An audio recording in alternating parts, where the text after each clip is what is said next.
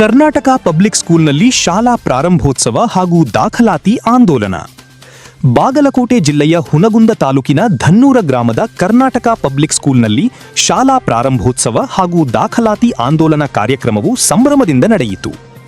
ಕಾರ್ಯಕ್ರಮದಲ್ಲಿ ಶಾಲೆಯ ಪ್ರಾಚಾರ್ಯರಾದ ಶ್ರೀ ಎಚ್ ಬಂಡಿವಡ್ಡರ, ಪ್ರೌಢ ವಿಭಾಗದ ಮುಖ್ಯ ಗುರುಗಳಾದ ಶ್ರೀಮತಿ ಎಸ್.ಬಿ. ಕೊಳಪ್ಪನವರ, ಎಂಪಿಎಸ್ ಧನ್ನೂರದ ಶ್ರೀ ಎಸ್.ಎಸ್. ಹಡಪದ, ಕೆಜಿಎಸ್ ಧನ್ನೂರದ ಶಿಕ್ಷಕರು ಹಾಗೂ ಸಿಬ್ಬಂದಿ ವರ್ಗದವರು ಭಾಗವಹಿಸಿದರು.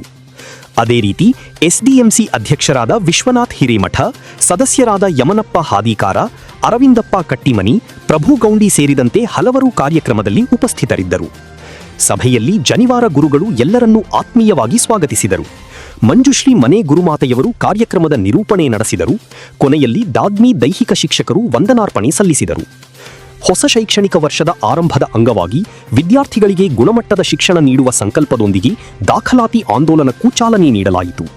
ಪೋಷಕರು ಹೆಚ್ಚಿನ ಸಂಖ್ಯೆಯಲ್ಲಿ ತಮ್ಮ ಮಕ್ಕಳನ್ನು ಸರ್ಕಾರಿ ಶಾಲೆಗಳಿಗೆ ದಾಖಲಿಸುವಂತೆ ಕರೆ ನೀಡಲಾಯಿತು. ಶಿಕ್ಷಕರು, ಸಿಬ್ಬಂದಿ ವರ್ಗ, ಎಸ್ಡಿಎಂಸಿ ಸದಸ್ಯರು ಹಾಗೂ ಗ್ರಾಮಸ್ಥರ ಸಹಕಾರದಿಂದ ಕಾರ್ಯಕ್ರಮ ಯಶಸ್ವಿಯಾಗಿ ನೆರವೇರಿತು.